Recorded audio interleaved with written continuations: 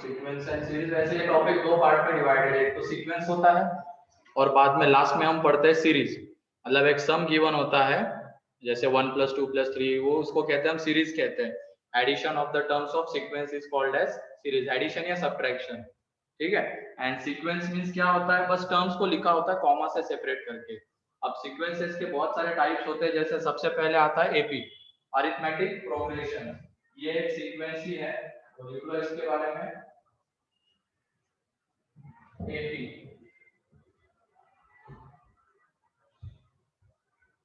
if we get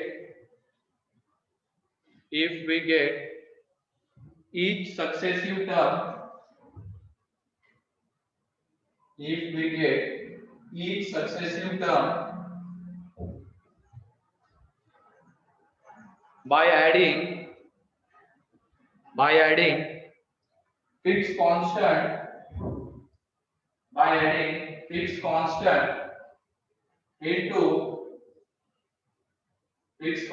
into previous term, by adding fixed constant into previous term is called as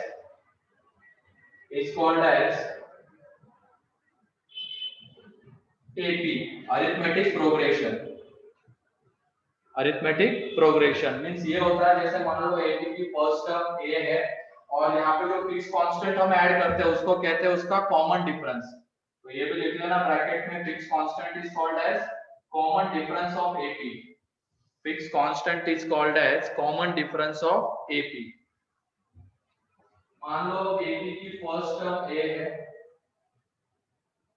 first term हमें A given है and common difference जो है AP का,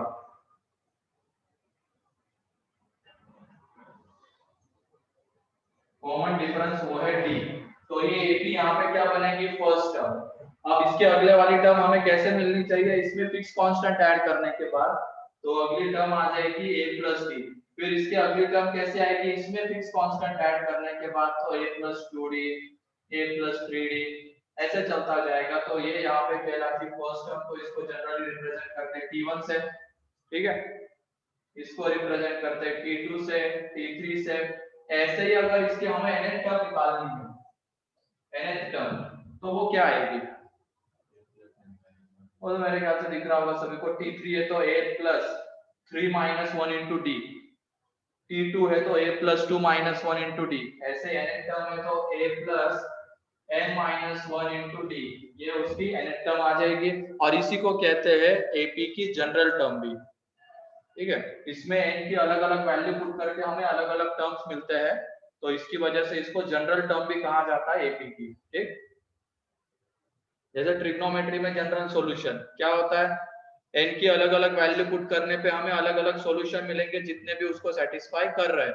तो same चीज यहाँ पे भी है, ये n के टर्म्स में लिखा हुआ है टर्म, तो इसको कहा जाता है जनरल टर्म। हमने n की जगह पे 1 पुट किया तो हमें फर्स्ट टर्म मिलेगी, 2 पुट किया तो सेकंड टर्म मिलेगी, तो ये जनरल टर्म ऑफ AP हो जाती है, ठीक है। फिर उसके बाद इसका हम सम देख लेते हैं क्या आता है। Sum of first n terms of AP, वो भी मेरे ख्याल से सभी को पता होगा। Sum of first n terms of AP, तो उसको जनरली रिप्रेजेंट करते हैं Sn से। तो यह आ जाएगा A + D, A + 2D, ऐसे ही A + n - 1 × D, ठीक है। ये हमें चाहिए। अब हम क्या करेंगे, यहाँ पे इसको उल्टा करके लिखेंगे सम को, तो सम चेंज होगा क्या, मतलब हम इसको पहले लिखना चाहते हैं, सम चेंज नहीं होगा। तो यहाँ पे Sn = हम ऐसे भी तो लिख सकते हैं कि ये पहले आ जाए, 1 + 2 लिखो या 2 + 1 लिखो, एक ही आंसर आना है तो वही कर सकते हैं। तो यहाँ पे A + n - 1 × D, यहाँ पे A प्लस इसके पहले वाली term, second last term, n - 2 × D, यहाँ पे आ जाएगा A + n - 3 × D, और ऐसे ही फाइनली कितना आ जाएगा 8। जब हम इन दोनों को ऐड करेंगे, ऐड करने के बाद देखो हमें मिल रहा है 2Sn। यहाँ पे जो सम आएगा वो आ जाएगा 2A + n - 1 × D। यहाँ पे भी जो सम आ रहा है वो 2A + n - 1 × D। सब जगह पे सम कितना आ रहा है, 2A + n - 1 × D। And last में इन दोनों का सम भी आ जाएगा 2a plus n minus 1 into D. तो यहाँ पे ये 2a plus n minus 1 into D कितनी बार आ रहा है, n टाइम्स आ रहा है। इसकी वजह से यहाँ से जो Sn आएगा n by 2a plus n minus 1 into D. और ये बताओ ये 2a plus n minus 1 into D किसका सम है, फर्स्ट एंड लास्ट टर्म का सम है ना, ये फर्स्ट टर्म ये लास्ट टर्म इन दोनों का सम है ये। तो इसको हम दूसरे तरीके से क्या लिख सकते हैं, n minus 2 into first term plus last term, first term plus last term भी हम इसको लिख सकते हैं Sn, या तो ऐसे भी रिप्रेजेंट कर सकते हैं हम Sn को, ठीक है। और इसी से वो भी प्रॉपर्टी हमारी प्रूव हो जाती है कि AP में sum of the terms equidistant from the beginning and end क्या रहता है, सेम रहता है and equal to the sum of first and last term. देख लो यहाँ पे sum of first and last term कितना आ रहा है, ये second and second last term वही आ रहा है, third and third last term वही आ रहा है। इसका मतलब स्टार्टिंग से सेकेंड और एंड से सेकेंड इन दोनों का सम किसके इक्वल आएगा, फर्स्ट एंड लास्ट टर्म के इक्वल आएगा, ठीक है। ये प्रॉपर्टी भी लिखवाऊंगा प्रॉपर्टी में इसको भी, अभी के लिए तो बस ये Sn है, ठीक है, ये Sn हो गया। फिर उसके बाद एक रिलेशन और आता है Sn में और Tn में, relation between Sn and Tn क्या होता है, relation between Sn and Tn Sn minus 1, क्योंकि ये देखो और ये सारे सीरीज में एप्लीकेबल है, ठीक है, सारे सीक्वेंसेस में ये एप्लीकेबल है। Sn Tn is equal to Sn minus 1, क्योंकि Sn मींस क्या होता है, Sn होता है sum of first n terms of the sequence, sequence के फर्स्ट एन टर्म्स का सम होता है, चाहे वो AP रहे GP रहे कुछ भी रहे, Sn हमेशा, ये तो अभी AP लिख रहे थे इसी वजह से AP के फर्स्ट एन टर्म्स का सम था। तो यहाँ पे Sn मींस क्या होता है, T1 plus T2 plus T3 तो Tn फर्स्ट एन टर्म्स का सम रहेगा सीक्वेंस के। अब हमने अगर यहाँ पे ये लिखा मान लो Sn माइनस 1, तो ये किसका सम रहेगा, इसके पहले मान लो ये आ जाएगा, सेकेंड लास्ट ये रहेगी, लास्ट में ये रहेगी। Sn माइनस 1 मींस किसका sum, first n minus 1 terms का सम। तो यहाँ से T1 plus T2 plus T3 up to Tn minus 1 तक ही जा सकते हैं हम। तो ऊपर वाले में से इसको माइनस हमने कर दिया तो ये T1 up to Tn minus 1 तक सब कैंसल आउट हो जाएगा। तो यहाँ से देख लो Sn माइनस 1 इसके इक्वल आ रहा है Tn, और बनते हैं इसके ऊपर क्वेश्चन इस प्रॉपर्टी के ऊपर। हमें Sn गिवन होता है, हमें Tn निकालना पड़ता है और पूछते हैं कि Tn के स्क्वायर का सम बताओ क्या होगा, पूछा गया एडवांस में एक दो बार क्वेश्चन इसका, ठीक है। और ये सारे इसके लिए एप्लीकेबल है, सारे सीक्वेंसेस के लिए, चाहे AP रहे चाहे GP HP और कोई रहे। HP में वैसे सम डिफाइन नहीं होता है, सम डिफाइन होता है सिर्फ AP में एंड GP में।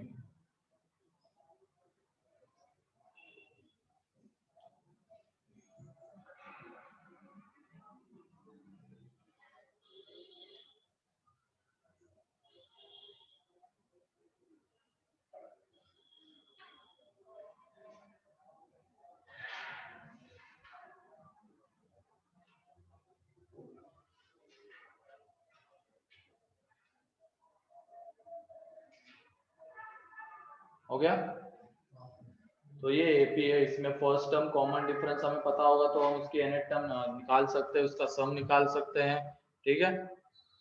और फिर उसके बाद अगर Sn गिवन होगा तो Tn कैसे निकाला जाएगा उसके लिए ये है। फिर उसके बाद आ जाते हैं हम इसकी प्रॉपर्टीज के ऊपर, तो लिखो प्रॉपर्टीज ऑफ AP। पहले सारा थ्योरी पार्ट देख लेते हैं हम AP का AM तक, फिर उसके बाद उसके क्वेश्चन, फिर GP का देख लेते हैं GM तक, फिर उसके क्वेश्चन, ऐसे करेंगे। Properties of AP, properties of AP। तो सबसे पहली प्रॉपर्टी है फर्स्ट टर्म एंड कॉमन, और एक चीज हाँ, AP अगर कांस्टेंट होगी तो कॉमन डिफरेंस कितना होगा, 0। AP इंक्रीजिंग है तो कॉमन डिफरेंस कैसा होगा, पॉजिटिव, एंड AP अगर डिक्रीजिंग है तो कॉमन डिफरेंस नेगेटिव। ये ऐसे लैंग्वेज में गिवन रहता है। इस बार के इसमें भी पूछा गया था कि इंक्रीजिंग GP, तो GP में भी R के ऊपर रेस्ट्रिक्शन होते हैं कि अगर इंक्रीजिंग रहेगा तो R ग्रेटर देन 1, डिक्रीजिंग रहेगा तो 0 to 1, neither decreasing non increasing रहेगा तो नेगेटिव।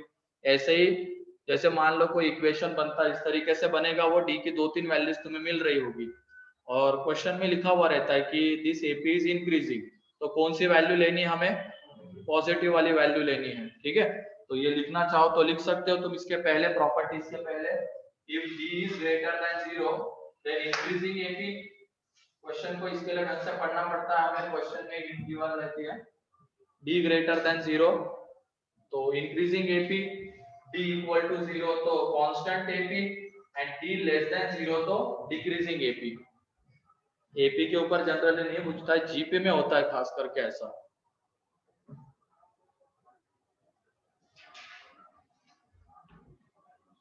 तो डी ग्रेटर देन 0 तो इंक्रीजिंग, 0 तो डिक्रीजिंग, लेस देन 0 तो कांस्टेंट, लेस देन 0 तो डिक्रीजिंग। अब फर्स्ट आएगा इसमें, first term and common difference, first property, first term and common difference, first term and common difference, first term and common difference can be 0, 0 हो सकता है। First term and common difference can be 0। फिर इसके बाद second property, second property आ जाएगी if ABC are in AP, if ABC are in AP. तो यहाँ पे बताओ b माइनस a करने पे हमें क्या मिलेगा? सेकंड में से फर्स्ट को माइनस करते हैं तो इस एपी का क्या मिलता है? Common difference. c में से d को भी माइनस करेंगे तो क्या मिलेगा? Common difference. तो यहाँ पे b minus a is equal to क्या होगा? c minus b। तो यहाँ से हमें मिलेगा 2b is equal to a plus c। ये रिलेशन मिलता है।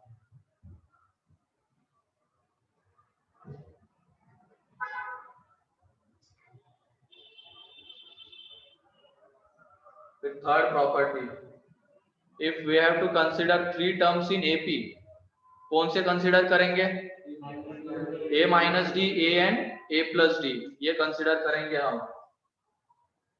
If we have to consider 3 terms in AP, then we will consider them as a minus d, a and a plus d।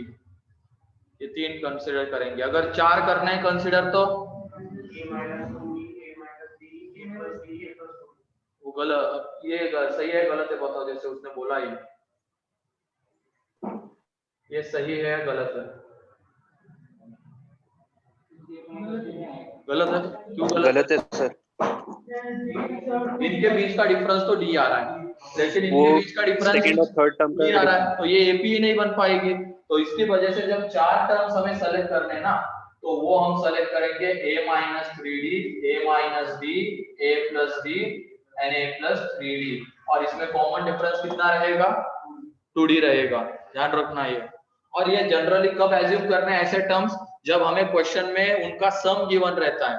3 terms in AP, their sum is something, तो हम terms कौन से select करेंगे? ये वाले। इससे क्या हो जाएगा, एक पैरामीटर देखो अपने आप कैंसल आउट हो जाता है, तो हमें इजीली a की वैल्यू मिलेगी, a की वैल्यू मिलेगी तो d के लिए एक और एक कंडीशन गिवन रहेगी, तो वो भी इजीली मिल जाएगी। तो हमें साइमल्टेनियसली सॉल्व करने वाले झंझट से मतलब बच जाएंगे उससे। वरना अगर हमने a ले लिया, a plus D and a plus 2d, ये भी ले सकते हो, उसमें क्या हो जाएगा, 2 इक्वेशन 2 वेरिएबल बनते हैं, तो उनको हमें साइमल्टेनियसली सॉल्व करना पड़ेगा, थोड़ा सा कैलकुलेशन बढ़ जाएगा। तो उसके बजाय ये 3 अगर सेलेक्ट करेंगे, 4 है तो ये 4 सेलेक्ट करेंगे तो कैलकुलेशन इजी हो जाएगा। बस यही एक फायदा होता है इसका। ऐसे अगर 4 करने हैं तो a minus 2d, a minus 2d, a minus d, a plus d, a plus 2d, तो ये 5 आ जाएंगे। ऐसे आगे बढ़ते चले जाएंगे, ठीक है। तो इसके बाद 4,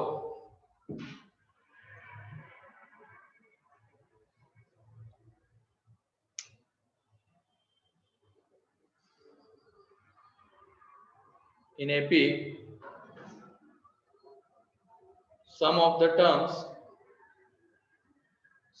terms equidistant from the beginning and end, some of the terms equidistant from beginning and end, some of the terms equidistant from the beginning and end sum of the terms equidistant from the beginning and end is same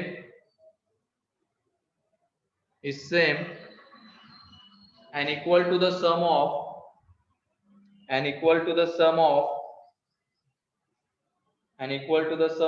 first and last term means ये है यहाँ पे अगर हमने n terms को AP में दिया है T1 T2 T3 Tn-2 Tn-1 Tn are in AP, ये अगर AP में है तो इसमें कौन सी प्रॉपर्टी आती है, sum of the terms equidistant from the beginning and end means T1 plus Tn is equal to क्या आ जाएगा T2 plus Tn-1 is equal to T3 plus Tn-2 और ऐसा चलता जाएगा, तो ये इक्वल रहता है। ठीक है, तो ये है फोर्थ नंबर की प्रॉपर्टी। फिर उसके बाद फिफ्थ नंबर की लिख लो।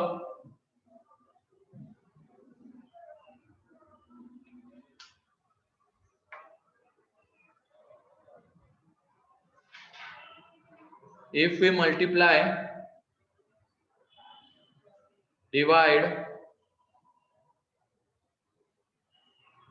add or subtract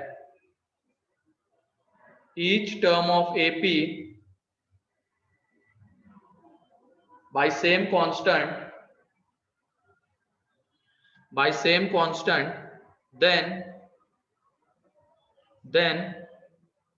resulting sequence is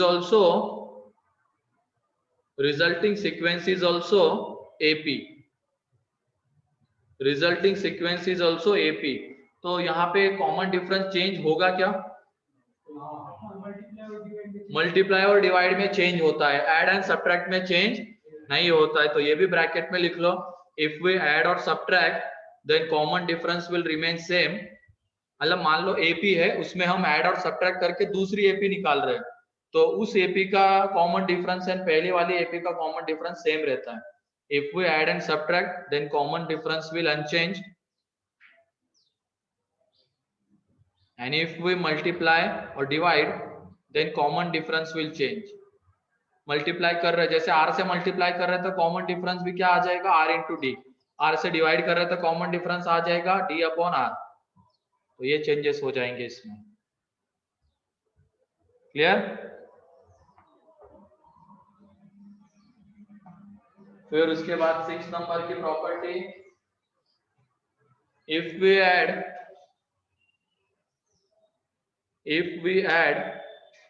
corresponding terms of two APs।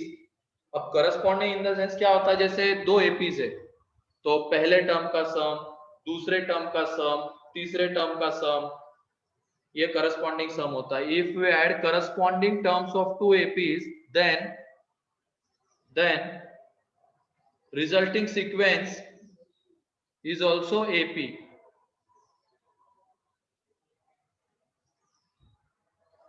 तो जो रिजल्टिंग सीक्वेंस आएगी वो भी हमारी क्या रहेगी, एपी ही रहेगी। उसका कॉमन डिफरेंस कितना हो जाएगा, उन दोनों के कॉमन डिफरेंस का सम। तो ये 6 प्रॉपर्टीज है एपी की। किसी प्रॉपर्टी में डाउट है? नहीं, मेनली जो क्वेश्चन पूछा जाता है अगर प्योरली एपी के ऊपर पूछना अगर प्रॉपर्टी का आ सकता है तो इसके ऊपर आता है या तो उधर आता है। ठीक है, ये तो बहुत सारी जगह पे यूज होता है कि 3 टर्म्स इन एपी है तो 2b is equal to a plus C, आगे क्वेश्चन बनता चला जाता है फिर। ठीक, चलो ये हो गया। उसके बाद डाल दो M, arithmetic mean.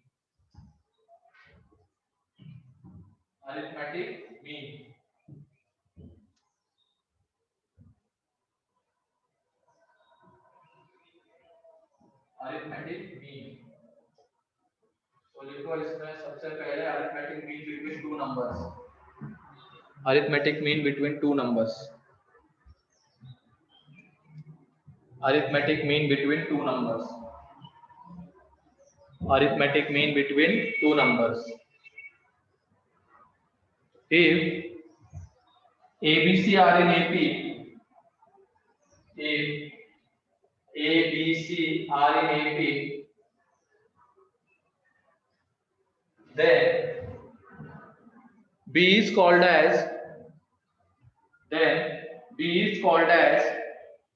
arithmetic mean of arithmetic mean of a and c. b is called as arithmetic mean of a and c. तो b को कैसे लिखेंगे हम? b is equal to a plus c by 2. इसका मतलब किसी भी दो टर्म्स का हमें अरिथमेटिक मीन निकालना है तो कैसे निकलेगा वो? उन दोनों का सम अपॉन 2. तो यहाँ पे a एंड c का जो अरिथमेटिक मीन आएगा वो कितना आ जाएगा? a plus c by 2. ये दो टर्म्स का अरिथमेटिक मीन इस तरीके से निकलेगा. ठीक है. फिर उसके बाद second arithmetic mean of n terms. Arithmetic mean of n terms. Arithmetic mean of n terms.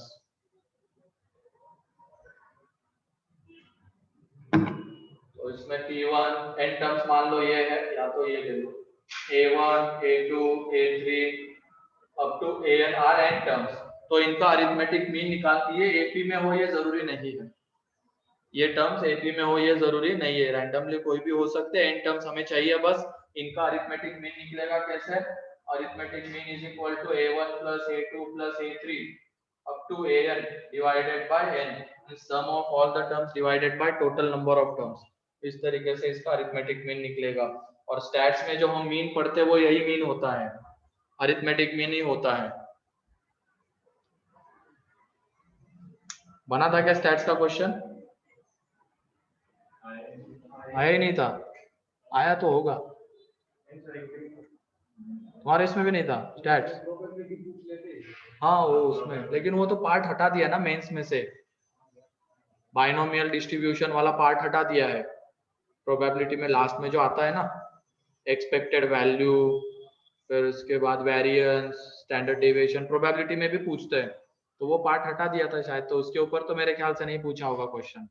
Probability का तो सिंपल उसके क्वेश्चन देख लेते. कंडीशनल आइडेंटिटी के देख रहे थे, फिर बेस थ्योरम के देख रहे थे, तो किए होंगे. हाँ होगा, तूने पढ़ा ही नहीं होगा. प्रोबेबिलिटी का क्यों नहीं देंगे? एक तो क्वेश्चन फिक्स ही रहता है उसका, आता ही है सर. था क्वेश्चन. हाँ, या तो कंडीशनल का देते हैं मेंस में, अगर देना है तो कंडीशनल का देते हैं या तो बेस थ्योरम का देते हैं. दोनों में से कोई एक देते. ज्यादा इधर उधर नहीं करते वो लोग. मतलब बॉल होता है, निकालते हैं, फिर से डालते, फिर निकालते, प्रोबेबिलिटी बताओ. हाँ डाइस का होता है. थ्रो कर दिया, इतना आ रहा उतना आ रहा, बताओ प्रोबेबिलिटी इतने आने की. तो ये हो गया n टर्म्स का अरिथमेटिक मीन. अब ये तो हमने दो टर्म्स का निकाल लिया, n टर्म्स का निकाल लिया. अब हम क्या करेंगे? अरिथमेटिक मीन्स को इंसर्ट करेंगे. तो वो भी लिख लो एक. n arithmetic means between two numbers. Third point, n arithmetic means between two numbers. मतलब एक तरीके से यहाँ पे n arithmetic means को हम इंसर्ट कर रहे हैं. n arithmetic means between two numbers. तो यहाँ पे दो नंबर से a and b, तो इनके बीच में हमने n arithmetic means को इंसर्ट किया. तो पहला मीन है मान लो a1 a2 a3 ऐसे ही अप टू an. तो ये सारे के सारे किस में आ जाएंगे? AP में आ जाएंगे. अगर हमने n अरिथमेटिक मीन्स को इसके बीच में इंसर्ट किया है तो ये सारे रहेंगे AP में. जैसे A and C का अरिथमेटिक मीन क्या होता है? B. तो B को जब हम उसके अंदर इंसर्ट करेंगे तो ABC किस में आएंगे? AP में. तो सेम चीज यहाँ पे n अरिथमेटिक मीन्स को जब हम इसके अंदर इंसर्ट करेंगे तो ये सीक्वेंस क्या बन जाएगी? AP. अब यहाँ पे बताओ टोटल नंबर ऑफ टर्म्स कितने हैं? n+2 है. लास्ट टर्म क्या है? फर्स्ट टर्म क्या है? तो यहाँ से कॉमन डिफरेंस निकाल सकते हैं क्या हम? तो इसमें मेन पर्पस हमें पूछा क्या जाता है कि n अरिथमेटिक मीन्स की वैल्यू बताओ क्या आएगी. तो सबसे पहले इसमें निकालना होता है कॉमन डिफरेंस. अगर फॉर्मूला याद नहीं है मान लो तो अप्रोच कैसे करना है? तो कॉमन डिफरेंस पहले निकालेंगे. तो इसमें हमें लास्ट टर्म पता है, इसमें हमें फर्स्ट टर्म पता है, और टोटल नंबर ऑफ टर्म्स कितने हैं? तो n+2 -1 × d. तो यहाँ से देखो d कितना आ जाएगा? b - a/n+1. कॉमन डिफरेंस आ गया. अब उसके बाद a1 कैसे मिलेगा? a+d से a1 आएगा. फिर उसके बाद a2 a+2d और ऐसे ही an, यह आ जाएगा a+n. n into b। तो इस तरीके से हमें सारे एम्स मिल जाएंगे, ठीक है।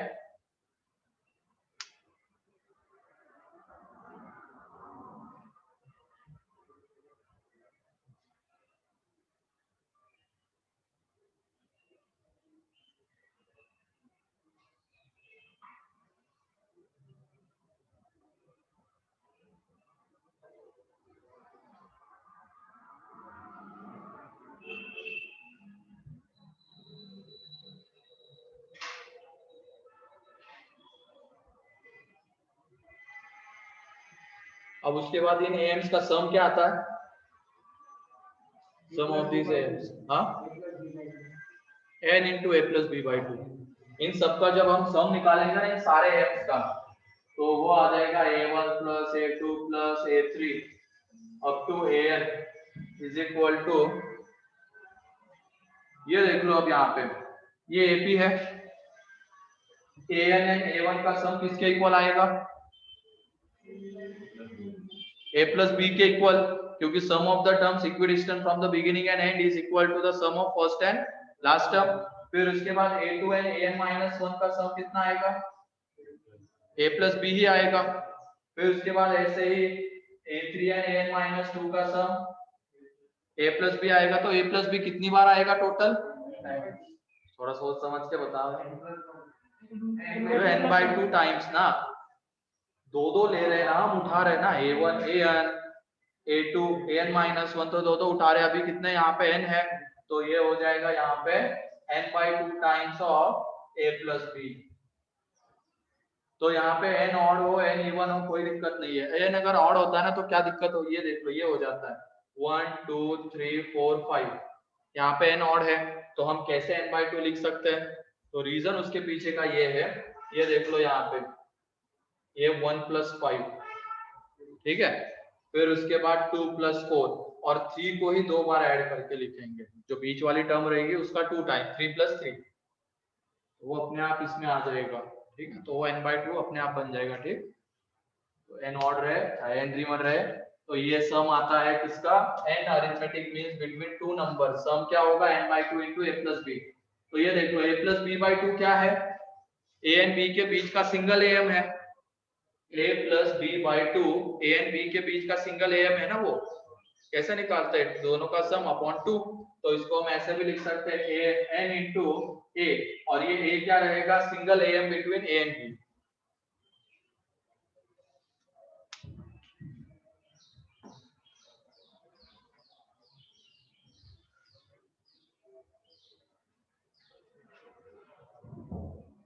Single M between a and b. तो इतना हो गया थ्योरी पार्ट किसका, एपी का। एक बार देख लो सारे पॉइंट्स, इसकी जनरल टर्म, इसका सम, एस एन टी एन में रिलेशन, प्रॉपर्टीज, एम एल में three part.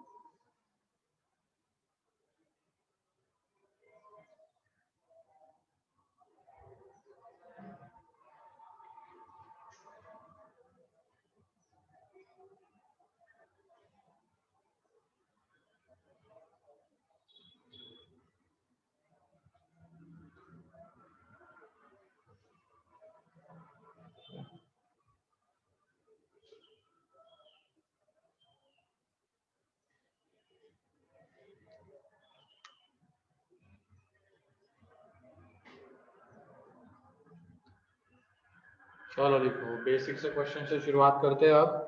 Find the number of terms, जल्दी जल्दी सॉल्व करना भी है सारे। Find the number of terms in the sequence 4, 12, 20 up to 108. Find the number of terms in the sequence this.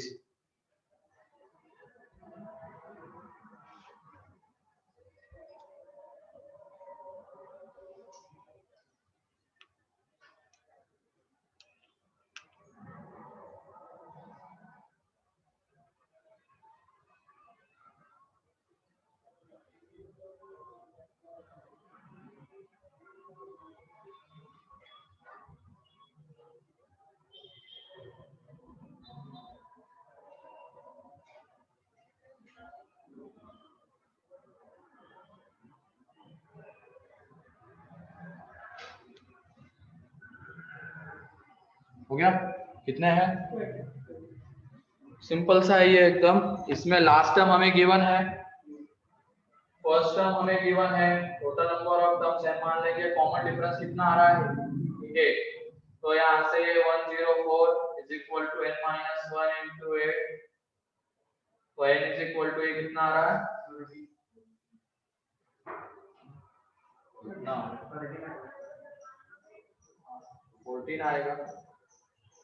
14 आ रहा है। n is equal to 14, ये इसका आंसर है। ठीक है, तो n is equal to 14 number of terms इसमें है। नेक्स्ट लिखो,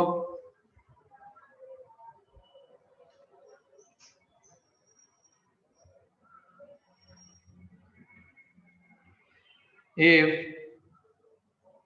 T54 of AP is T54 of AP is minus 61, मतलब 54 नंबर के टर्म minus 61 है, and T4 is equal to 64, and T4 is equal to 64, then find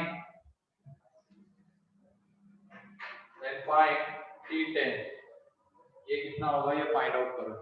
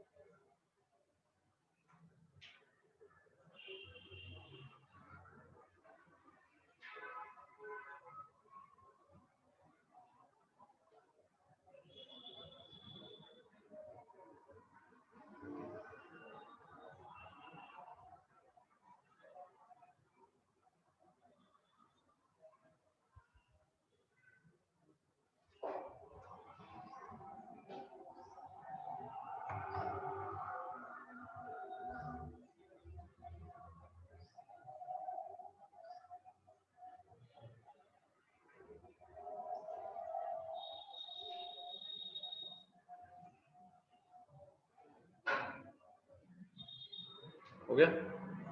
कितना आ रहा है?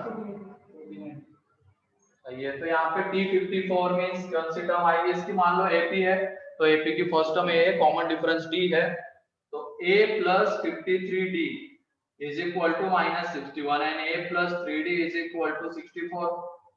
तो इसमें से इसको सब्ट्रैक्ट कर देंगे तो 50d is equal to minus 125, तो d is equal to minus 2.5 आएगा यहाँ, ये 2.5 आ जाएगा। ठीक है, आगे फिर इसको जब हम कैलकुलेट करेंगे क्या निकालेंगे a, तो इसके लिए इसमें पुट करेंगे तो a माइनस 4, तो a इज इक्वल टू आ जाएगा 71.5। अब उसके बाद T10 मीन्स किसकी वैल्यू निकालनी थी, a प्लस 90, तो ये आ जाएगा यहाँ पे 71.5 माइनस 9 इंटू 2.5, तो यहाँ से ये 49। ठीक है, नेक्स्ट क्वेश्चन लिखो।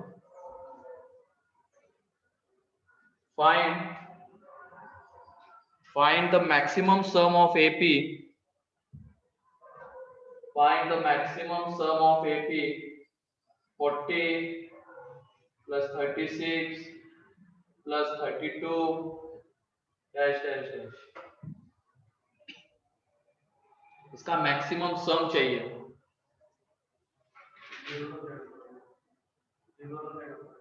हाँ ले लो।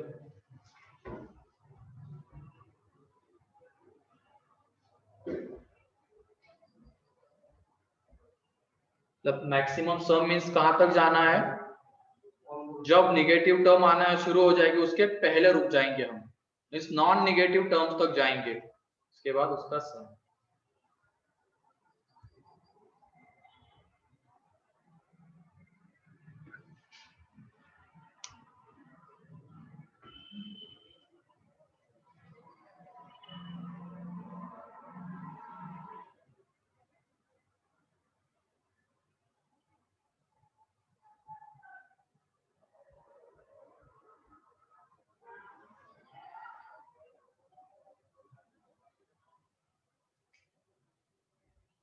सर क्वेश्चन एक बार वापस से रिपीट करना। Find the maximum some of this sequence this series.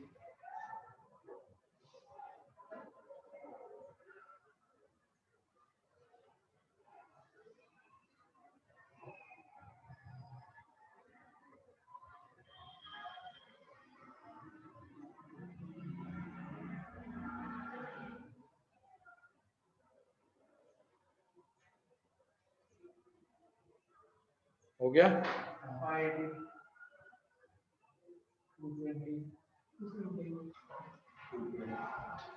यहाँ पे देख लो कहां तक जाएंगे, लास्ट में 0 तक, उसके बाद निगेटिव टर्म आना शुरू हो जाएगी। 4 के मल्टीपल्स है, 40, 36, 32, 4, 0, फिर उसके बाद -4, लेकिन जब -4 करेंगे तो सम 0 तक तो मैक्सिमम आ चुका होगा, उसके बाद फिर कम होना शुरू हो जाएगा। एक क्वेश्चन उसी तरीके का देख लो, वो नंबर ऑफ नोट्स वाला, मे भी तुमने सॉल्व किया होगा लास्ट ईयर या पता नहीं। वो नोट्स गिनने होते हैं, पहले कुछ नोट्स गिन के रखते हैं, है एक क्वेश्चन, उसमें क्या हो जाता है, 2 टाइम की वैल्यूज आती है, एक तो 16 मिनट और एक आगे आती है, बड़ी सी आती है। वो यही रीजन था, उसमें क्या हो जाते नोट्स ही खत्म हो गए, फिर उसके बाद वो निगेटिव वाला भी एक आ जाता है, उसमें मिलेगा तुम्हें, सॉल्व करोगे तो उस टाइम डिस्कस कर लेंगे उसको। तो यहाँ पे इसमें लास्ट टर्म 0 है, तो ये देख लो 0 इज इक्वल टू, पहले टोटल नंबर ऑफ टर्म्स हम निकाल लेते हैं क्योंकि वो जरूरी है।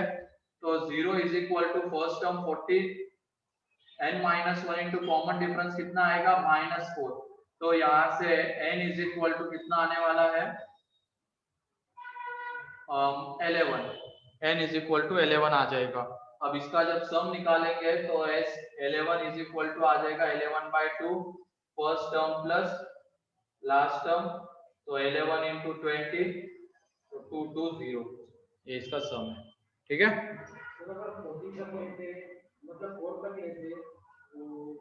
तो भी सम आता, तब नंबर ऑफ टर्म्स 10 आ जाता।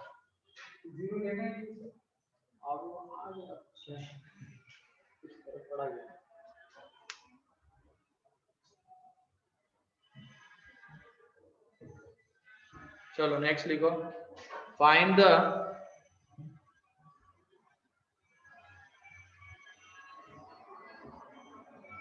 द सम ऑफ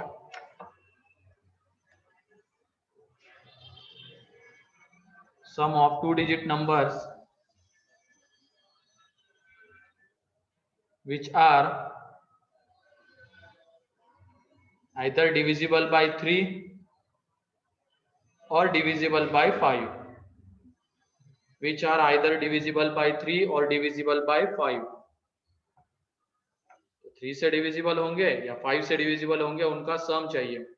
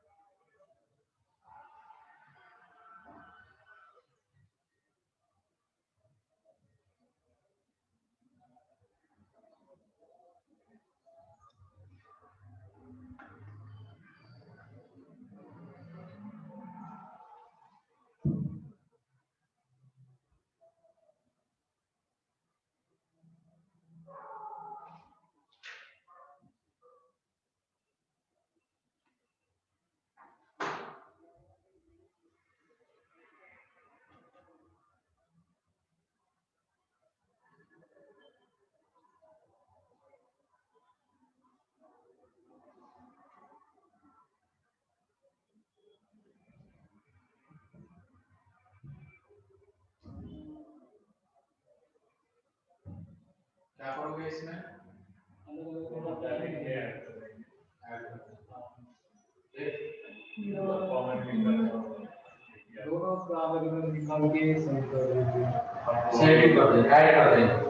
लेकिन उसमें दिक्कत ये क्या हो जाएगी बताओ?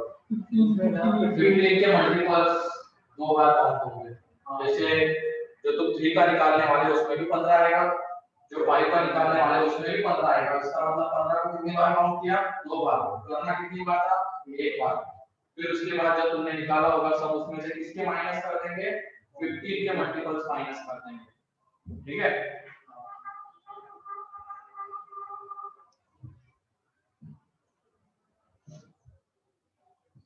तो जो एक्चुअल में हमें सम चाहिए होगा वो क्या आएगा? Sum of multiples of 3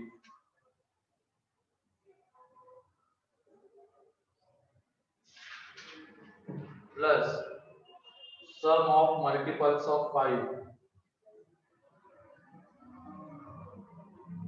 minus sum of multiples of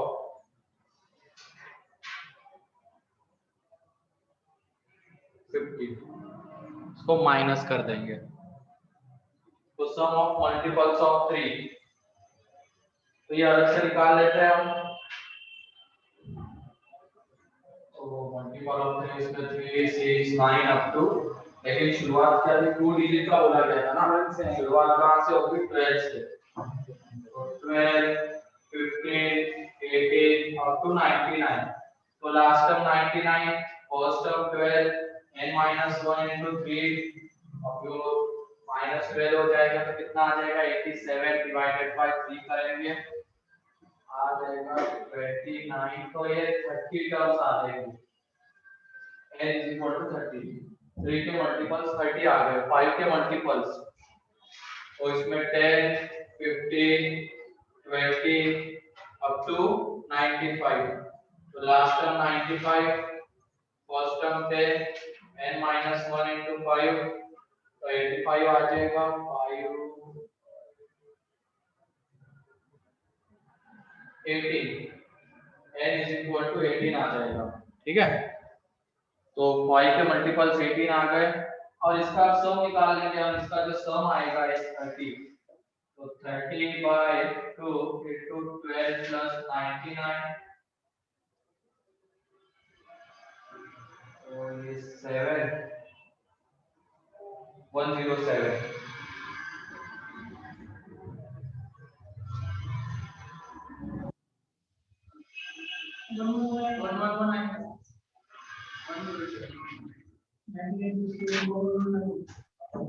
अरे हाँ, $1665 यहाँ पे सम निकालेंगे।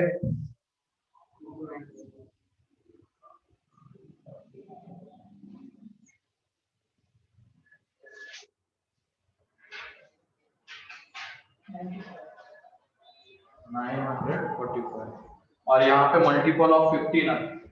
मल्टीपल ऑफ 15 में क्या क्या आ जाएगा? 15, 30, 45, अब तो कहाँ तक जाएंगे? 95 तक। तो लास्ट में 95,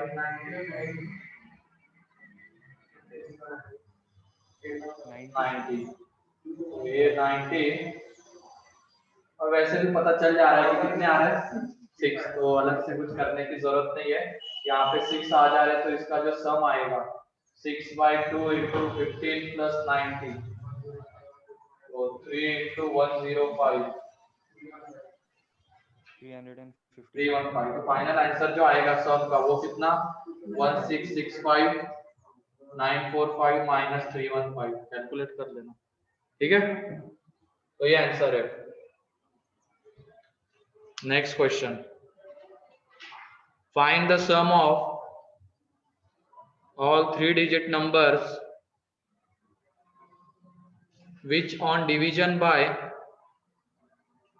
6 leaves remainder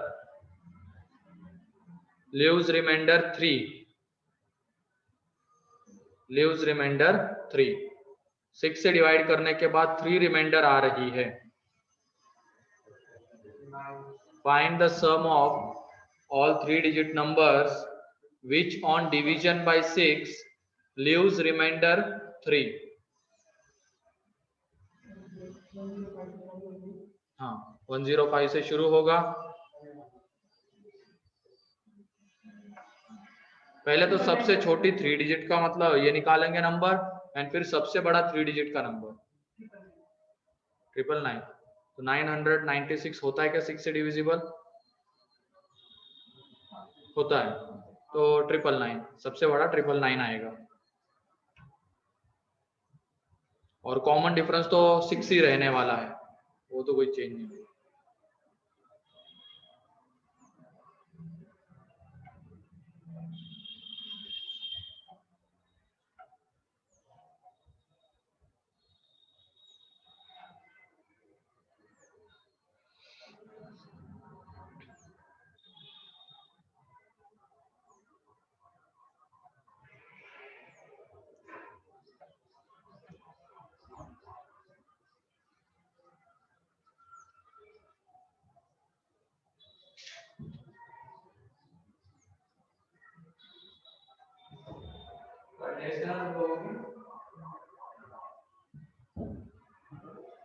प्लानर में दिया है, देखा है क्या प्लानर तुमने? हाँ,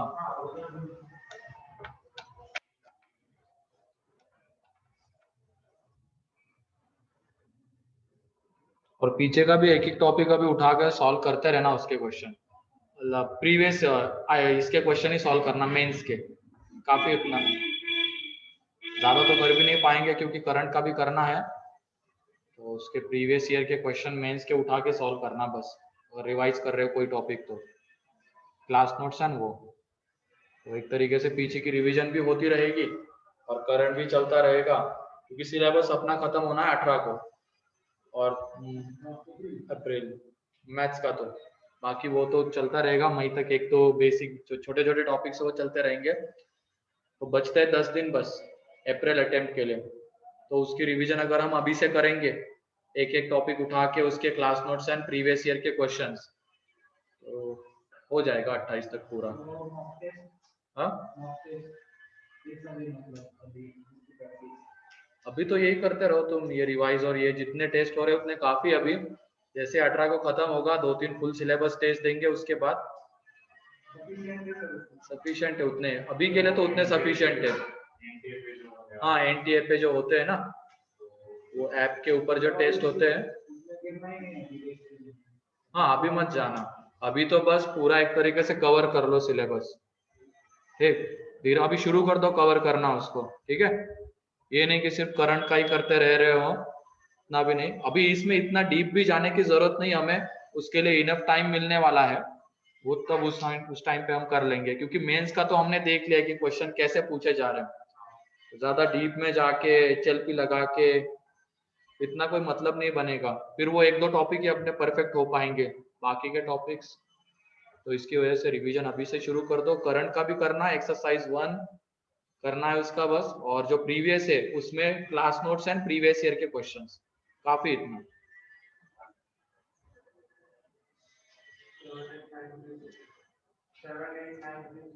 आज आ रहा होगा वो नंबर जो भी है, इसमें सबसे छोटा जो नंबर आता है वो 105, ठीक है। सबसे छोटा नंबर 105, उसके बाद आएगा 10111,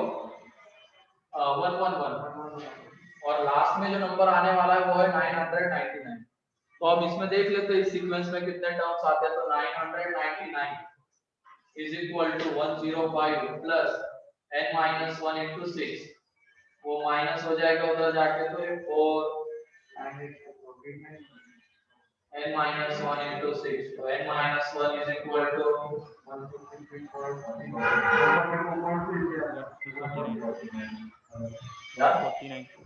कितना बचता है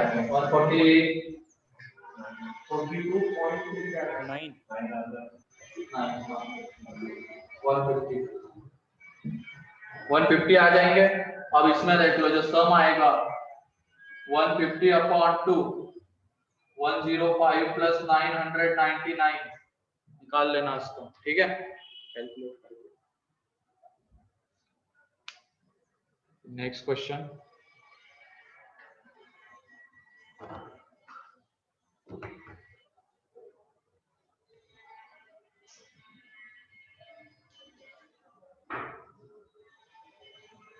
If sum of n terms of the sequence, sum of n terms of the sequence is given by sum of n terms of the sequence is given by Sn is equal to 3n square 2n square plus 3n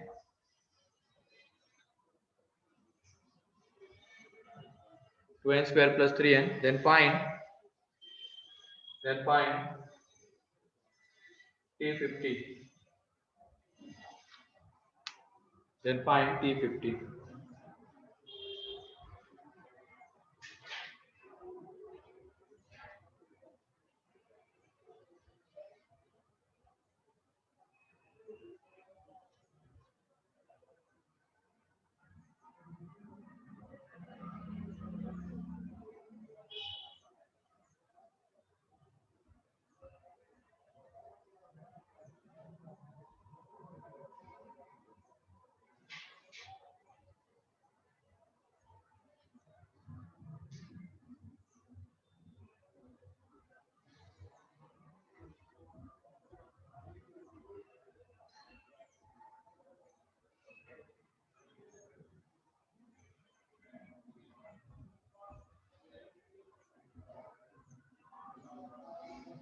sir 446।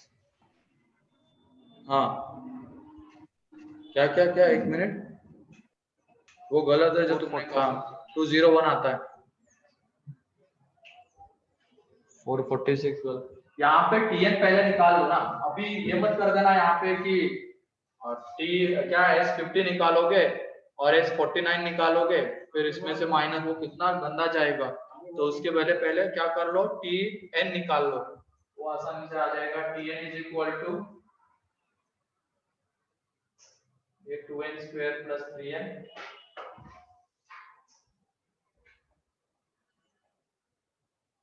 ठीक है। ये Sn रहेगा, n की जगह पे n minus 1 put कर देना है बस। यहाँ पे आ जाएगा 2n square plus 3n minus 2n square minus 4n plus 2 plus 3n minus 3। तो ये लिख लो, ये 2n स्क्वायर 3n तो कैंसल आउट हो जाएगा, बचता क्या है यहाँ पे 4n प्लस 1 ये बचेगा। तो 4 and tn is equal to ये हो गया, तो t50 कितना आ जाएगा 4 into 50 plus 1 201, ठीक है। तो ये हो गया। उसके बाद एक क्वेश्चन लिख लो, ये दो सर? क्वेश्चन थोड़े से अच्छे हैं आप। सर? हाँ बोलो। सर अगर हम S1 निकालेंगे और S2 निकालेंगे तो फिर उन दोनों को सब्ट्रैक्ट करके कॉमन डिफरेंस मिल जाएगा, हाँ और फिर उसके बाद में उसको जनरल इक्वेशन में पुट करके टर्म निकाल लेंगे, तो वैसे तो मेरा इतना क्यों कर वो रहा है? प्रॉब्लम S1 निकाल लिया तुमने, S1 कितना आया 5, यही क्या रहेगी फर्स्ट टर्म, ये रहेगी। Yes sir. लेकिन अब ये एपी हमें पता होना चाहिए ना, ये जरूरी नहीं कि सर ये S2 जो निकाल दिया लिया। गया है वो हमेशा एपी ही हो, ये एपी का सम हो ये जरूरी नहीं है। तो हमें अगर मान लो इस तरीके से जाना है तो पहले हमने S1 निकाला, फिर S2 निकालेंगे, वो कितना आ जाएगा यहाँ पे 4 into 2 14। plus 6, तो ये कितना आ जा रहा है 14, और ये कितना होता है T1 plus T2, तो T2 इज इक्वल टू आ जाएगा 9। अभी दो टर्म से हमें पता नहीं चलती सीक्वेंस, तीसरी टर्म भी हमें चाहिए होगी, तो इसमें हम क्या निकालेंगे S3, S3 कितना आ जाएगा T1 plus T2 plus T3, ये आ जाएगा S3, तो वहां से हम T3 निकाल लेंगे, तो अब उससे हम सीक्वेंस। और वैसे और एक चीज है आइडेंटिफाई करने की, एपी है या क्या है, अगर n में क्वाड्रेटिक बन रही है SN अगर n में क्वाड्रेटिक आ रहा है तो वो एपी का ही सम है, ये ध्यान रखना। क्योंकि देख लो जो तुमने SN लिखा n/2 इंटू, वो n में क्वाड्रेटिक ही आता है, तो जब भी सम n टर्म्स का सम n में क्वाड्रेटिक आ रहा है तो एक तरीके से वो क्या है एपी का सम है, एपी के फर्स्ट n टर्म्स का सम है, ये हम बोल सकते हैं वहां से। तो ऐसे भी जा सकते हो तुम लोग, ठीक है। मतलब ये मान लो एपी तो हमें पता चल गया, यहाँ से T1 T2 हमारे पास आ गया, कॉमन डिफरेंस कितना है 4, कॉमन डिफरेंस 4, फर्स्ट टर्म 5, वहां से भी हम निकाल सकते हैं T15, ठीक है। हाँ सर वही आ रहा है, सॉरी 201, 201 ही आ रहा है उससे। क्यों? हाँ 201 ही तो आता है ना। हाँ वो गलत हो गया था कैलकुलेशन। हाँ। तो लिखो इसमें A1 A2 A3 up to AN are in AP,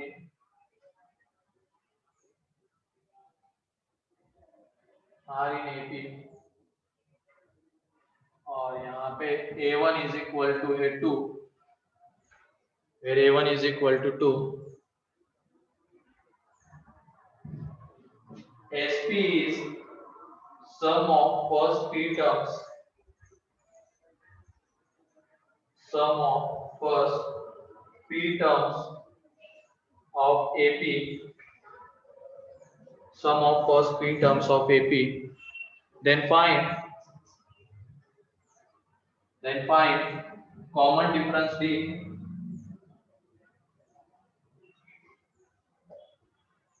if S2P upon SP, S2P upon SP is independent of P, is independent of P।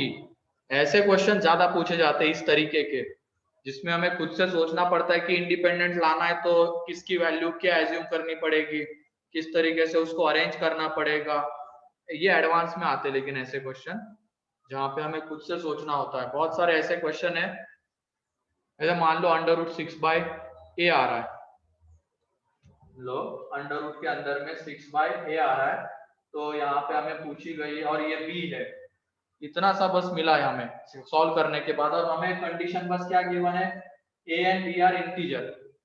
तो तुम बताओ a की वैल्यू क्या होगी एंड b की वैल्यू क्या आएगी।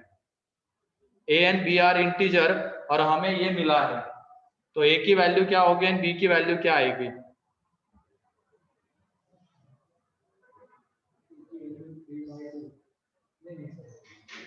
इंटीजर है, a की वैल्यू 6 होगी, a की वैल्यू 6 होगी तभी b इंटीजर आ पाएगा 1, अदरवाइज वो कभी इंटीजर नहीं आता है। तो इस तरीके से हमें a b की वैल्यू मिलती है। मतलब ऐसा एक क्वेश्चन मिलेगा तुम्हें एक्सरसाइज 3 में ही होगा कि सॉल्व करने के बाद सब कुछ हमें ये मिलेगा, और उसमें क्या गिवन रहता है कि b is integer and a भी एक इंटीजर है, तो a एंड b की वैल्यू बताओ, बस इतना सा रहेगा और ये कंडीशन आ रही होगी। तो यहाँ पे हमें खुद से सोचना पड़ेगा कि ए क्या ले ताकि बी इंटीजर आ जाए। तो ए अगर 6 लेंगे तभी बी इंटीजर आ पाएगा, अदरवाइज नहीं आ पाएगा। ठीक है, वैसे ही सेम यहाँ पे भी है। बताओ, ये बोनस भी हो चुका है, एक बार क्वेश्चन आया था, एक आया हुआ है एक तरीके का क्वेश्चन, बोनस हो चुका है इस तरीके का क्वेश्चन, इसी कंसेप्ट का क्वेश्चन। यहाँ पे बस डाटा मैंने चेंज कर लिया थोड़ा, वहां पे डाटा अलग था और ये बोनस हुआ है क्वेश्चन। देखा तो होगा लास्ट ईयर है नहीं, बोनस वाले तो मेरे ख्याल से क्वेश्चन याद ही रहने चाहिए।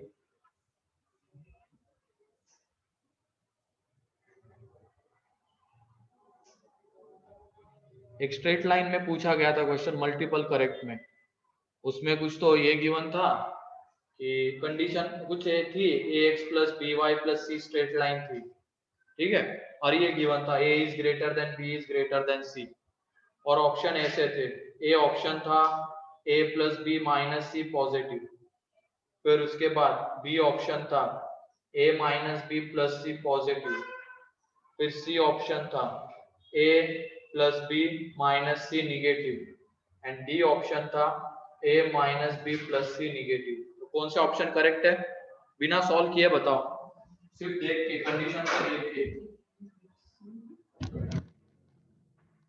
कौन सा करेक्ट है? ए हाँ, plus B minus greater than 0। ये भी करेक्ट है और ये भी करेक्ट है। देख लो, हमें बस इससे ही आंसर मिलने वाला है। वो भले ही क्वेश्चन उन्होंने स्ट्रेट लाइन का कुछ ज्यादा दिमाग लगा लिया और ध्यान ही नहीं रखा कि कंडीशन ऐसी दे दी, उसको देखते हुए आंसर आ रहा है, और सिंगल करेक्ट में डाला हुआ था ये। तो ए भी करेक्ट आता है, बी भी करेक्ट आता है, क्योंकि देख लो यहाँ पे बी सी से बड़ा है तो बी माइनस सी पॉजिटिव आएगा, ए भी पॉजिटिव आएगा, तो दोनों का सम पॉजिटिव, ये हो गया। फिर उसके बाद ए बी से बड़ा है तो ए माइनस बी पॉजिटिव, और यहाँ पे ये भी एक चीज है, तीनों के तीनों पॉजिटिव है तो ये भी पॉजिटिव आ जाएगा। तो इस तरीके से ए एंड बी, थोड़ा सा ये भी ध्यान, मतलब एक आध दो क्वेश्चन होते हैं ऐसे, सारे नहीं होते। जैसे ये भी एक उन्हीं में से है, बोनस हुआ था, दो आंसर आ रहे थे कॉमन डिफरेंस के, उन्होंने एक सही आंसर दिया था वहां पे, तो बोनस हुआ। जो भी आती है बस वो इंडिपेंडेंट ऑफ पी आना चाहिए। हाँ नहीं रे, ऐसा तो ना, सोचो थोड़ा डी क्या होगा ताकि ये इंडिपेंडेंट ऑफ पी हो जाए। एक तो जीरो आएगी, तो जीरो तो आ गई, दूसरी बताओ, दूसरी बताओ क्या आएगी?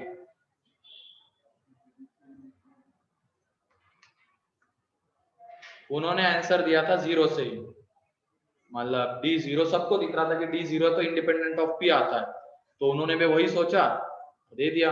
लेकिन इसमें और एक सोच पड़ती है, और एक तरीके से ये इंडिपेंडेंट ऑफ पी आ सकता है, थोड़ा सा रीअरेंज करना पड़ता है टर्म्स को।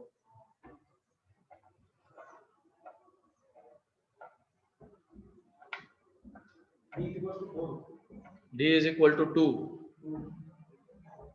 d is equal to 2, arrange कैसे करना है, यहाँ पे देखो s2p मींस कितना आ जाएगा 2p/2, यहाँ पे 2a प्लस, हाँ 4 वो 2a की वजह से 4, यहाँ पे ये कितना आ जाएगा, यहाँ पे ये 4 आ जाएगा, फिर उसके बाद 2p minus 1 into D divided by p/2, तो ये 2p गया, ऊपर में 2 बचा रह गया, यहाँ पे ये 4 plus 2p minus 1 into D, और यहाँ पे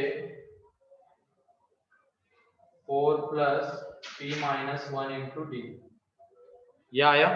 अब ये देख लो, अगर डी हमने जीरो ले लिया जाएगा, ये पूरा जीरो हो जाएगा, ये भी जीरो हो जाएगा, p बचता है क्या यहाँ पे, ये बचेगा ही नहीं, इंडिपेंडेंट ऑफ p आ रहा है, डी जीरो। अब इसमें थोड़ा सा हम अरेंजमेंट करेंगे, ऐसे ले लो, ये जो माइनस डी आता है ना, ये 4 minus D plus 2 P D, फिर उसके बाद 4 minus D plus P D, ये एक आ जाएगा। इससे भी हमें पता चलता है कि डी हमने 0 ले लिया तो ये कैंसल आउट, तो इंडिपेंडेंट ऑफ पी आ रहा है। और एक चीज यहाँ पे अगर हमने डी को 4 ले लिया, ये देखो ये 0 हो जाएगा। यहाँ पे 2 PD upon PD, PD PD cancel out, तब भी इंडिपेंडेंट ऑफ पी। तो दो वैल्यूज आती है डी की जिसके थ्रू ये इंडिपेंडेंट ऑफ क्या आता है, पी आता है। और अगर हमें इसी में बोला जाएगा कि इसकी 4th नंबर की टर्म बताओ, तो क्या आएगी 4th नंबर की टर्म? 0 नहीं 2, एक 2 आएगी और फिर एक d इज इक्वल टू 4 लेने के बाद आएगी, जैसे कितनी आएगी वो 14 आ जाएगी। ठीक है, तो दो वैल्यूज है d की जिसके लिए इंडिपेंडेंट ऑफ p आता है। अब जो नेक्स्ट क्वेश्चन है, इस कंसेप्ट को एडवांस ने 3 बार यूज किया है लगभग, और 2 बार लगातार 2 साल तो यूज किया ही है, और फिर 2019 में या 2020 में एक सिंगल इंटीजर टाइप में भी यूज किया है। मींस 3 बार यूज किया है उसको। 3 एपी में से एक कॉमन टर्म निकाल के एक एपी बनती है, सुना है क्या ये कंसेप्ट? 3 एपीज गिवन रहती है या 2 एपीज गिवन रहती है, उनमें जो कॉमन टर्म्स आते हैं उनसे एक एपी बनती है, तो उस एपी का कुछ तो पूछा जाता है हमें। तो 3 एपी से भी ऐसे ही होता है। जैसे मान लो इसमें एक कंसेप्ट ये हो गया ना। ये पहले सिंपल सा एग्जांपल ले लेते हैं, बस इधर देखना उसको। हमने 2 एपीज मान लिए हैं, पहले 2 एपी का ही देख लेते हैं, बस 3 का पूछा गया था, 2 का पहले देख लेंगे। ये 2 4 6 8 10 ऐसे चलता जाएगा। फिर उसके बाद 3 6 9 12। ठीक है, अब इसमें हमें कॉमन टर्म्स क्या आती है वो तो पता चल रही है, डायरेक्टली पता चल रही है। हमने इजी वाले एपीज ले लिए। कॉमन टर्म्स कौन सी आती है? 6 12 18 24। इसका कॉमन डिफरेंस कितना है बताओ? d1 2। इसका कॉमन डिफरेंस, इसका कॉमन डिफरेंस एक तरीके से इन दोनों का क्या आता है? एलसीएम। मल्टीप्लिकेशन मत बोलना, एलसीएम आएगा। अब एलसीएम आएगा तो इसके लिए हम और एक एग्जांपल ले लेते हैं। एलसीएम क्यों आएगा उसको जानने के लिए यहाँ पे ले लो तुम 6 का मल्टीपल, 6 12 18। यहाँ पे डी कितना है? 6 है। ठीक है, डी 6 है। कॉमन टर्म्स यही आने वाले हैं, तो देख लो अब इन दोनों का क्या मल्टीप्लिकेशन आ रहा है क्या? डी, इन दोनों का क्या आ रहा है? एलसीएम आ रहा है। तो जब भी डी आएगा, जो कॉमन एपी बन रही होगी, कॉमन टर्म से एपी बन रही होगी, उसका कॉमन डिफरेंस क्या रहेगा? इन दोनों के कॉमन डिफरेंस का एलसीएम। कॉमन डिफरेंस तो बहुत इजीली निकल जाता है, फिर मेन काम होता है फर्स्ट टर्म निकालने का। उसके लिए बहुत सारे तरीके होते हैं, अब वो हम देखते हैं क्वेश्चन के थ्रू। देखो क्वेश्चन,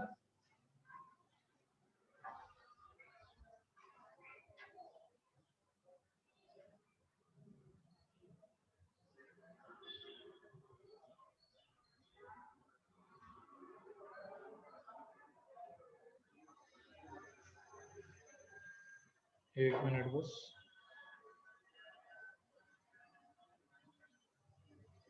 कहाँ गया क्वेश्चन? हाँ, एपी गिवन है, पहली एपी है जिसमें फर्स्ट टर्म 1 है, कॉमन डिफरेंस 3 है, ऐसी एपी है वो। ठीक है, ये फर्स्ट टर्म है, ये कॉमन डिफरेंस है, ये पहली एपी इस तरीके से रिप्रेजेंट किया गया है। फिर उसके बाद दूसरी एपी है, अलग इनका इंटरसेक्शन है, एक रिप्रेजेंट करने का तरीका इंटरसेक्शन। दूसरी एपी क्या है? जिसकी फर्स्ट टर्म 3 है, कॉमन डिफरेंस 5 है। एंड तीसरी एपी जिसमें फर्स्ट टर्म 5 है, कॉमन डिफरेंस 7 है, और ये तो पॉजिटिव है। ठीक है, ये एपी में क्या है? ये फर्स्ट टर्म है और ये कॉमन डिफरेंस है, और इंटरसेक्शन लिया गया मतलब हमें क्या चाहिए? एक तरीके से इन तीनों में जो कॉमन टर्म्स आ रहे हैं वो एपी हमें चाहिए, कॉमन टर्म से जो एपी बन रही है मान यहाँ पे वो भी गिवन है, वो AP बन रही है A, D, तो हमें पूछा गया है A प्लस D क्या होगा। तो D तो हम इजीली बता देंगे, D कितना आएगा 357 का LCM। तो 357 का LCM 105 ना, 357 का LCM आ जाता है 105। यहाँ पे D इज LCM ऑफ 357 तो 105 आ जाए। अब उसके बाद फर्स्ट टर्म क्या आती है, सोचो थोड़ा, फर्स्ट टर्म क्या आएगी। नहीं रे, ऐसे कैसे 105 आएगी। अब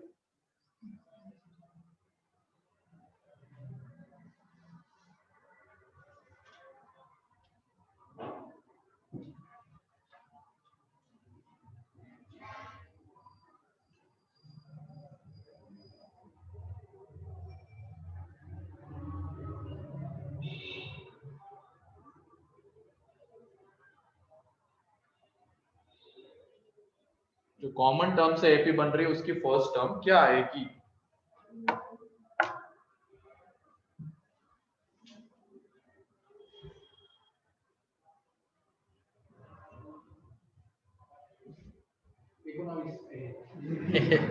अबे 19 19 आएगी क्या, आती है 19? हाँ इधर तो दिख रही है, नहीं आती 19 नहीं आएगी, गलत है। 19 बीच वाले में नहीं आएगा, सोचो थोड़ा और।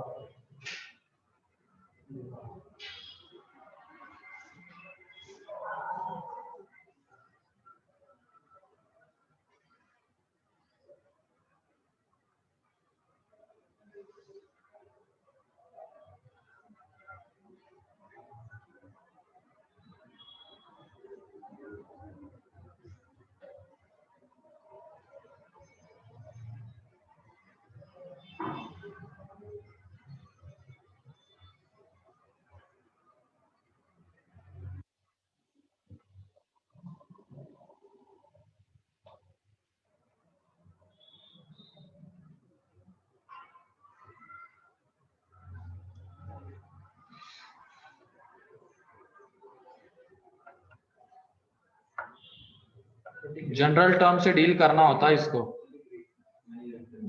33 भी नहीं आएगी।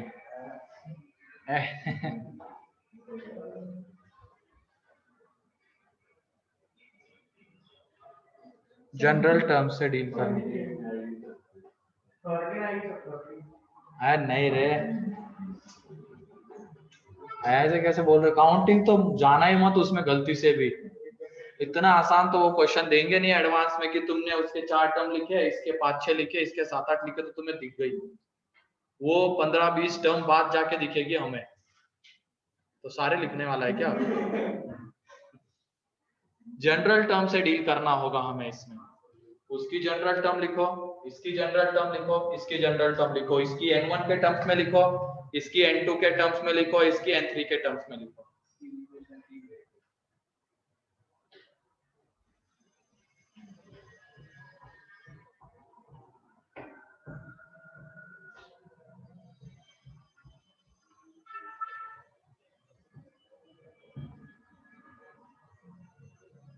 चलो देख लो अब यहाँ पे और भी क्वेश्चन है मॉड्यूल में, तुम्हें मिल जाएंगे, या तो एक होमवर्क के लिए दे दूंगा तो उधर तुम सॉल्व करके आना। इधर देख लो पहले ये इसकी जनरल टर्म ये आ जाएगी 1 plus N1 minus 1 into 3 that is 3N1, इसकी जनरल टर्म लिख रहे हैं, ठीक है। तो ये आ जाएगी 3N1 माइनस 2। अब इसकी जनरल टर्म लिख रहे हैं 3N2, तो ये आ जाएगी 3 plus N2 minus 1 into 5 that is 5N2 minus 2, ठीक है। ये आ जाएगी, उसके बाद 3N3 ये आ जाएगी 5 प्लस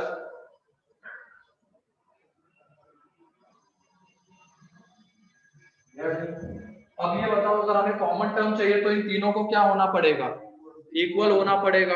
तीनों को इक्वल होना पड़ेगा, उसके अकॉर्डिंगली हमें n1 n2 और n3 को सेलेक्ट करना पड़ेगा। तीनों इक्वल होने चाहिए ना, तभी तो हम कॉमन टर्म निकालने चाहते हैं एक तरीके से। इसकी जनरल टर्म निकाली, इसकी निकाली, मतलब इन तीनों की। अब तीनों को क्या कर देंगे, इक्वेट। तो वहां से n1 n2 n3 हमें डिसाइड करना है ताकि ये तीनों कैसे आ जाए, सेम आ जाए। तो ये देखो तीनों को जब हम इक्वेट करेंगे तो हमें मिल रहा है ये 3n1 - 2, 5n2 - 2 and 7n3 - 2। तो ये 3n1 5n2 7n3 ये मिल रहा है। तो यहाँ से कुछ बताओ n1 क्या होगा, n2 क्या होगा, n3 क्या होगा।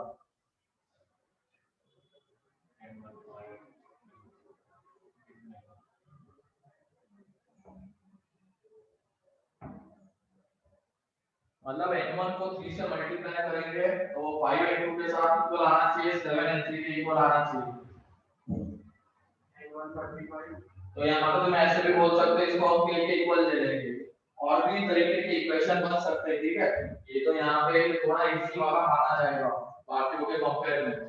इसमें क्या है, n1 आ गया k/3, n2 आ गया k/5, n3 आ गया k/7। और यहाँ पे n1 n2 n3 क्या है, नेचुरल नंबर होंगे, नंबर ऑफ टर्म्स है ना वो एक तरीके से। तो नेचुरल नंबर होंगे तो ये बताओ कि 3 का मल्टीपल होना चाहिए, k को 5 का मल्टीपल भी होना पड़ेगा एंड k को 7 का मल्टीपल भी होना पड़ेगा। तो एक तरीके से k को हम किसका मल्टीपल लेंगे, 105 का मल्टीपल लेंगे, तब जाके वो क्या हो जाएंगे, n1 n2 n3 कैसे आ जाएंगे, नेचुरल नंबर आ जाएंगे। और 105 लेने पे भी n1 n2 n3 मिनिमम आएंगे, मींस वो फर्स्ट टर्म होगी।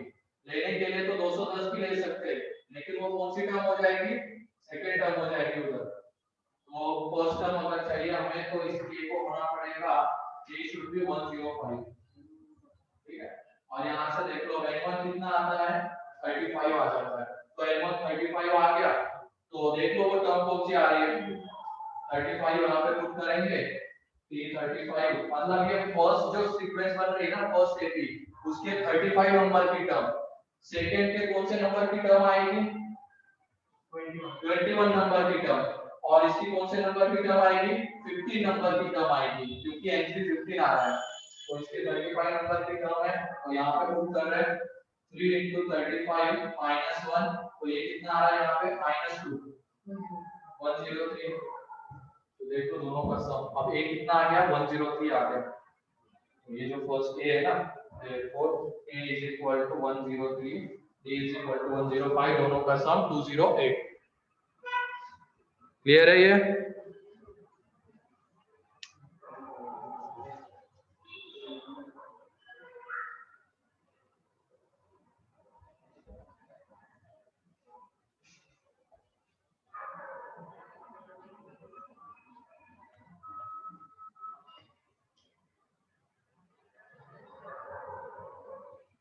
होमवर्क में लिख लो तुम,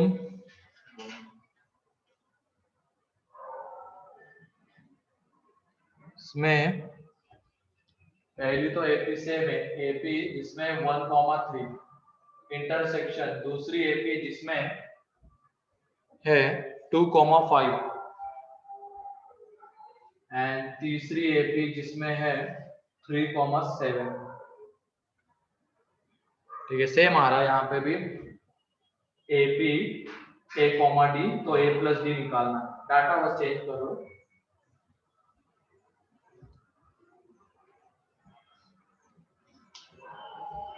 हो गया, तो इसको सॉल्व करके आना कल, बाकी काम नेक्स्ट लेक्चर में देखेंगे।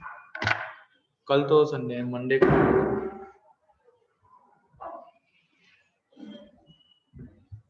चलो ठीक है, आज के लिए इतना ही है बस।